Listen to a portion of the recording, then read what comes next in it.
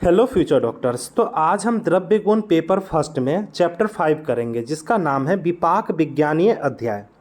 सबसे पहले हम विपाक की व्युत्पत्ति देखते हैं। बी उपसर्ग पच धातु घ प्रत्यय लगाने से हमारा विपाक शब्द बना है, जिसका अर्थ होता है परिपक्व होना या पकना। नेक्स्ट है हमारा निरुक्ति।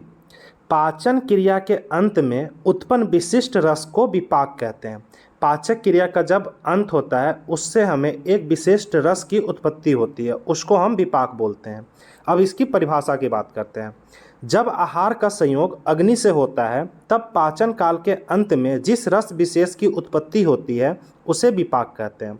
जब हम आहार का ग्रहण करते हैं, उस आहार को डाइजेस्ट करने के लिए हमारे तरह तरह की अग्नियाँ वर्क करती है, जैसे भूत अग्नि, काय अग्नि और धातु अग्नि।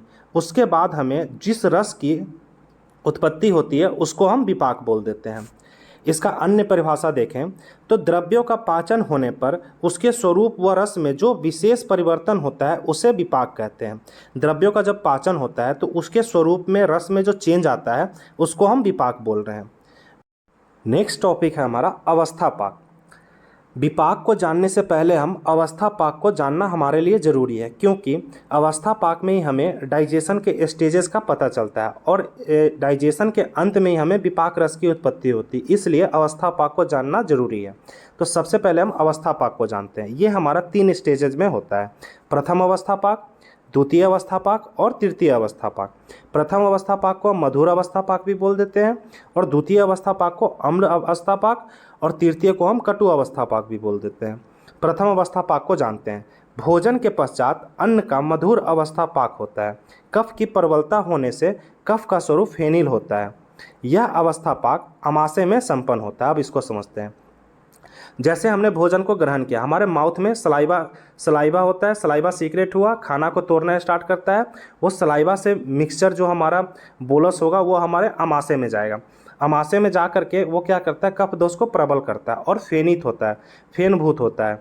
इस स्टेज को हम क्या बोल रहे हैं, प्रथम अवस्थापाक बोल रहे हैं। ये हमारा माउथ से लेकर के स्टमक तक का स्टेज होता है। नेक्स्ट स्टेज है हमारा द्वितीय अवस्थापाक। इसमें क्या होता है, हमारा अम्ल रस प्रधान होता है, अम्ल रस अधिक्य होता है। अम्ल रस के अधिक्य से मलभूत पित्त का प्रादुर्भाव होता है। अन्न अर्धपक्व विग्ध होकर अम्ल हो जाता है। अब इसको समझते हैं। अम्ल रस हमारा इसमें अधिक्य है। पित्त क्या करेगा, पित्त का प्रादुर्भाव होता है और ये क्या करता है, जो भी हमारा खाना आया हुआ है उसमें क्या होता है, एसिड हमारा मिल करके उसको क्या करता है, विग्ध करता है। और वो इस स्टेज में हमारा क्या होता है, खाना पूरी तरह से पका नहीं होता है, विग्ध होता है बस। ये हमारा सेकेंड अवस्थापाक कहलाता है। और यह अवस्थापाक पचमानस मतलब ग्रहणी में होता है। नेक्स्ट है हमारा तृतीय अवस्थापाक। यह अवस्था पक्वाशय में होता है, जहाँ कटु रस के अधिक्य से मलभूत वायु की उत्पत्ति होती है। अब इसको समझते हैं। तृतीय स्टेज में क्या होता है, हमारा कटु रस प्रधान होता है। इस स्टेज में हमारा सार भाग और कीट भाग में विभाजन होता है। जो भी हमारा डाइजेशन के प्रोसेस में आया हुआ अन्न है उसका क्या होगा, सार भाग और कीट भाग में विभाजन होगा। सार भाग हमारे शरीर में न्यूट्रिएंट्स वगैरह के लिए प्रोवाइड होगा और कीट भाग हमारा मल के तौर पे वो बाहर निकाला जाएगा।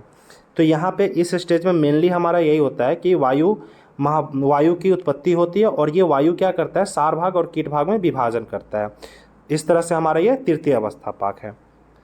अवस्थापाक की अपेक्षा निष्ठापाक का काल भिन्न होता है। अवस्थापाक और निष्ठापाक का काल भिन्न होता है। अब हम इसके दोनों के डिफरेंस को जानते हैं। अवस्थापाक और निष्ठापाक में डिफरेंस को जानेंगे।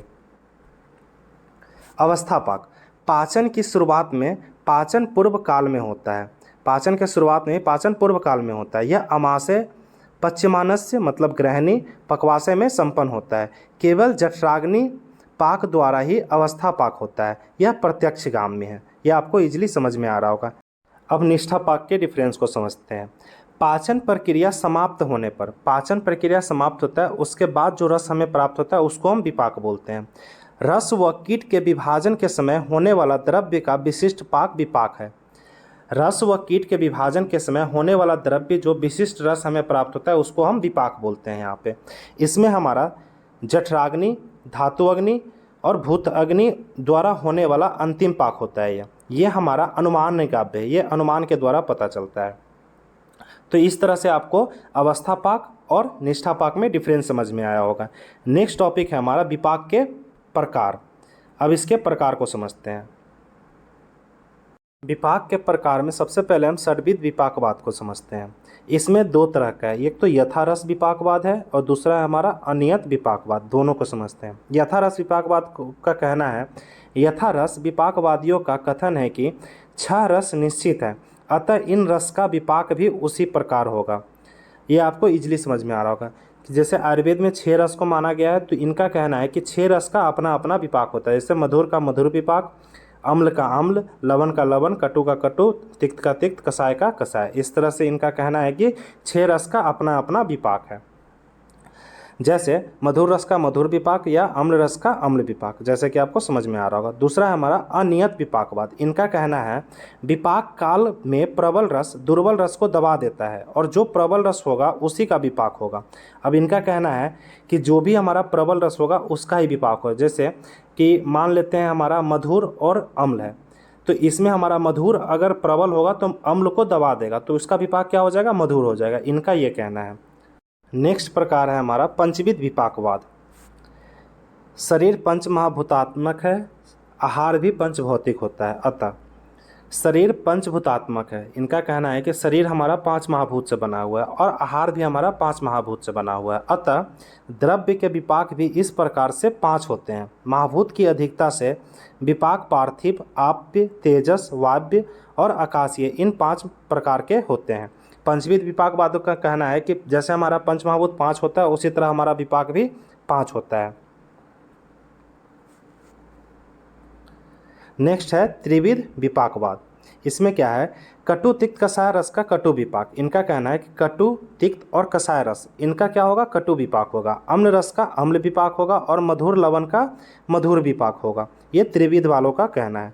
फिर आता है हमारा द्विविध विपाकवाद। इसमें आचार्य सुश्रुत के अनुसार गुरु और लघु विपाक बताए गए हैं। इसमें क्या है, पृथ्वी और जल हमारा गुरु होता है तो इसलिए गुरु विपाक बोल दिए हैं, और आकाश वायु अग्नि को हम लघु मानते हैं तो इसलिए लघु विपाक बोल दिया। तो इनका कहना है सुश्रुत का कि 2 विपाक होते हैं, गुरु विपाक और लघु विपाक।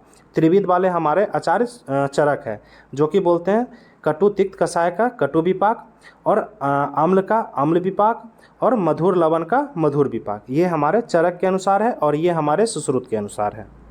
नेक्स्ट टॉपिक है हमारा विपाक के गुण कर्म। इसको समझते हैं। विपाक के गुण कर्म में विपाक हमारा मधुर विपाक, अम्ल विपाक और कटु विपाक होता है। इसके गुण की बात करें तो मधुर विपाक का गुण स्निग्ध और गुरु होता है। दोष कर्म की बात करें तो कफ वर्धन का काम करता है। मधुर क्या करता है, कफ को बढ़ाता है। और धातु कर्म में बात करें तो शुक्रल होता है, शुक्र को बढ़ाता है। और मल कर्म पे बात करें तो श्रेष्ठ वीन मूत्र मारुता, मतलब मल मूत्र को ईजिली पास आउट कराने वाला होता है। अम्ल विपाक की बात करें तो स्निग्ध और लघु गुण के होते हैं। दोष कर्म में देखें तो अम्ल हमारा क्या होता है, पित्तवर्धक का काम करता है, शुक्रनाशक। धातु कर्म पे ये शुक्रनाशक का काम करता है। श्रेष्ठ वीन मूत्र मारुता, मतलब ये मलमूत्र को निकालने में मदद करता है। फिर देखते हैं कटु विपाक। कटु विपाक का गुण है रुक्ष और कटु विपाक का है रुक्ष और लघु। ये हमारा वातवर्धक का काम करता है। शुक्रनाशक धातु पे शुक्रनाशक का काम करता है। और मल कर्म पे देखें तो बद वीन मूत्र मारुता, मतलब ये मल मूत्र को इजीली पास आउट नहीं होने देता है।